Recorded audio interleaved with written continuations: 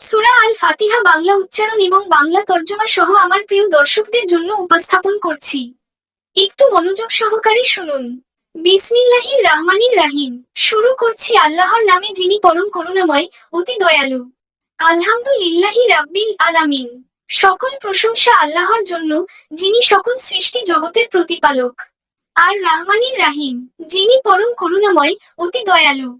মালিকি ইয়াউমিদ্দিন, বিচার দিনের মালিক। ইয়াকা না'বুদু ওয়া ইয়াকা নাস্তাইন। আমরা একমাত্র তোমারই ইবাদত করি এবং একমাত্র তোমারই সাহায্য চাই। ইহদিনাস সিরাতাল মুস্তাকিম, আমাদের সোজা পথ দেখাও।